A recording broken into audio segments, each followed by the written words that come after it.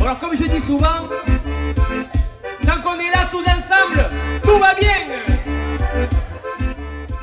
29 était une première étape de mobilisation pour nos services publics.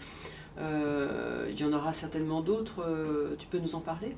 Le 29 novembre a été une première étape significative, pas suffisante, mais bon, ça a quand même été un moment important, qui évidemment appelle des prolongements. Donc, dans les prolongements, il y a d'abord le 14 décembre qui d'ores et déjà est daté. Donc il y a, ce jour-là avait prévu un examen au Conseil supérieur de la fonction publique territoriale du dossier des ATSEM, donc ça va être l'occasion pour nos collègues de faire valoir leurs revendications, puisqu'effectivement ce cadre d'emploi est particulièrement maltraité, donc on appelle nos collègues à se mobiliser massivement ce jour-là pour faire entendre leur voix.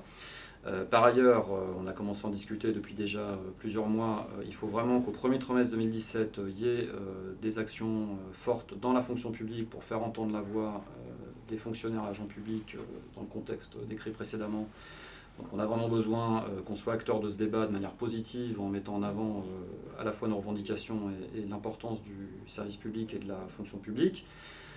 Donc nous, on a appelé nos syndicats à mettre en débat cette action avec les personnels, et y compris à la construire de manière unitaire. Donc vraiment, premier trimestre 2017, priorité à l'action, en particulier dans la fonction publique. Plus largement, il est prévu, ça a été l'objet du débat au dernier CCN, d'engager une campagne sur la question service public industrie. Et donc la CGT va mener une campagne sur ce sujet, avec y compris la possibilité que ça fasse l'objet d'actions. Il y a beaucoup de luttes engagées dans le territoire. Non seulement il y a beaucoup de luttes engagées dans le territoire, mais il y a aussi des luttes gagnantes. Je pense par exemple à nos camarades de Cherbourg, à nos camarades d'Auch. Ils ont mené des luttes importantes de manière unitaire et ils ont emmené beaucoup d'agents avec eux parce qu'ils ont vraiment travaillé la question de la mobilisation avec les personnels et surtout ils ont obtenu gain de cause. Donc voilà, il faut qu'on ait conscience du fait que quand on travaille comme il faut au plus près des personnels en mettant les choses au débat, on arrive à construire des mobilisations importantes et on arrive à gagner. Donc voilà, on est la CGT, on a une force extrêmement importante, on a un tissu militant.